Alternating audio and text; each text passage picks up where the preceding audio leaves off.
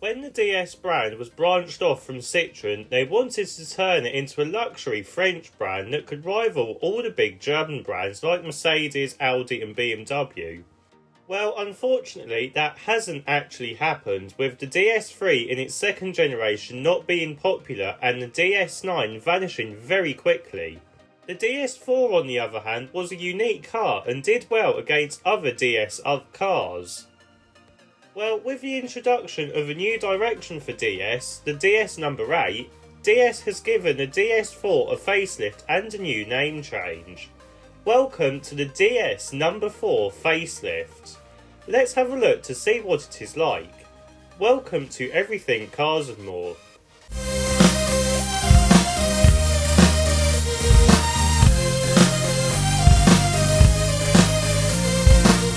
So, starting with the design at the front, and it is a big departure from what we are used to. To start with, we get a new set of headlights which are darker and sharper. We also get a new LED daytime running light graphic which still stretches all the way down, but it now branches off to make a segmented light bar through the new light up DS logo. We also get a whole new grille design which I'm not so sure about, as it just looks like one big rectangle radiator which has no style to it. The lower central air vent though has gotten a lot wider, making the car look a lot wider than it actually is. Move around to the side of the new DS number 4 facelift and the design is the same as the previous DS4. We get a lot of creases along the side as well as some pop-out door handles, which is very premium for this segment of car.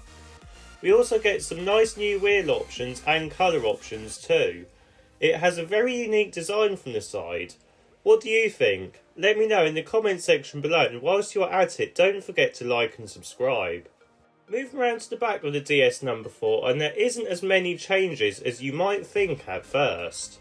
To start with, it looks a lot edgier and more aggressive, but I can confirm that the tailgate and bumper designs are exactly the same as before. Even the tail lights are the same, apart from they now have more black elements in them. Also, the chrome bar has been replaced with this black bar. Really, what makes the rear look completely different is the rear font styling. So to start with, the DS logo has been removed and it has been replaced with the new DS Automobiles lettering in its new font. We also get a new number 4 badge and E-Tents badge on this model, and with this font it makes it look a lot sportier and newer than before. Who knew that lettering can change the design of the car? Anyway, let's have a look to see what engine and gearbox options as well as battery and motor options you can have with the new DS number 4 facelift. So the engine range for the new DS number 4 facelift is quite simple really. You can have a mild hybrid, plug-in hybrid or now a fully electric option. Let's start with the mild hybrid option first. This uses a 1.2 turbo petrol unit which has mild hybrid assistance. This has 145 brake horsepower and can do 0 to 62 in 9.5 seconds, which isn't too bad. Power is sent through a 6-speed automatic gearbox, but the economy figure is quite good at 54 miles to the gallon. This setup does power the front wheels. The next version is the plug-in hybrid version, and this uses a 1.6 litre turbo petrol engine and an electric motor, creating a combined power output of 225 brake horsepower. This can do 0 to 62 within 7.4 seconds, which is quite quick. The battery pack is 14.6 kilowatt hours in size, which is up from the 12 kilowatt hours on the previous model. This increases the electric only driving to about 50 miles, which isn't too bad for this type of car and is quite competitive. Power is sent through a 7-speed dual clutch system powering the front wheels. The final version is the fully electric version, and this is the first time a fully electric model has been available to the number 4. To start with, you get a single motor setup powering the front wheels with 214 brake horsepower. This can do 0 to 62 within 7.1 seconds, and this uses a 61 kWh battery pack. This gives a total range of about 279 miles, which isn't too bad either. Charging speed isn't the best, but it's not as bad as other Stellantis cars at 120 kilowatts. The price of the new DS4 starts at £32,200. Right then, let's have a look to see what the interior is like. So, moving inside the new DS No4 Facelift, and there isn't that many changes to talk about, but that is a good thing as the DS No4 did always get a premium and unique interior. To start with, we still get a lot of premium materials and a lot of unique DS switches, making it not feel like a Stellantis car. We also get some hidden air vents in the middle, which I do quite like.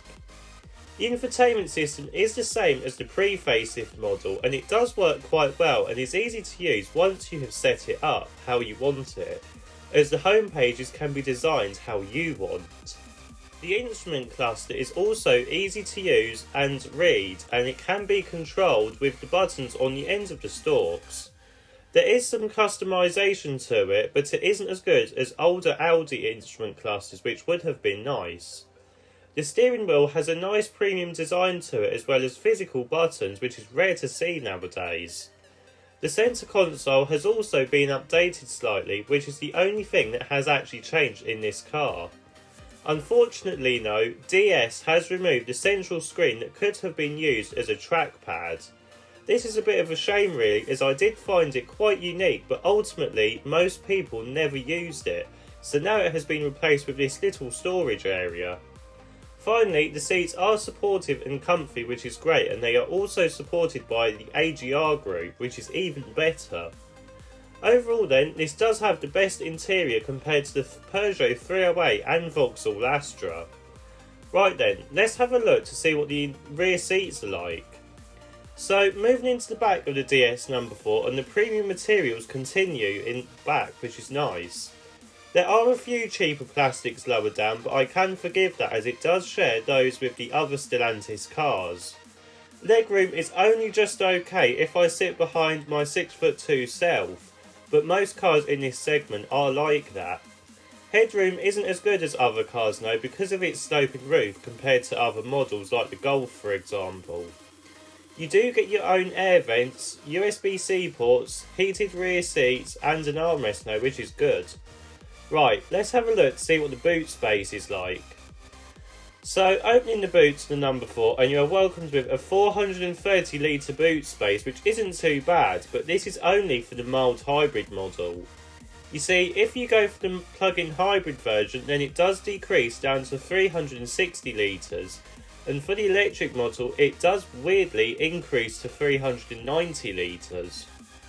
If you fold the seats down, then it does increase to 1,240 litres, which isn't too bad, and you also get a ski hatch, which is quite rare to see nowadays, but it does mean you only get a 60-40 split rear seat, but again, you've got a ski hatch, so it's okay. So in summary then, what do I think of the new DS No4? Well, you can clearly see that it is a premium Stellantis product, which is no bad thing. In some areas, it is the best version in the Stellantis range.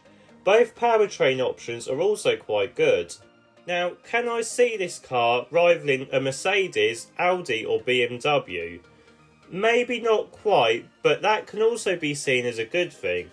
You see, because it has been designed to rival those cars, it makes it a much better car for its easier rivals like the Vauxhall Astra, Peugeot 308 and the Volkswagen Golf.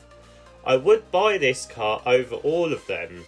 Let's hope that this helps the DS brand, because if they can make good cars like this, then I cannot see why they won't do well.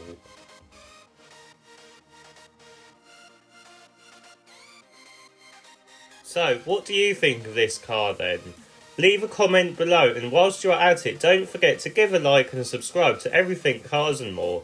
I'll see you in the next video.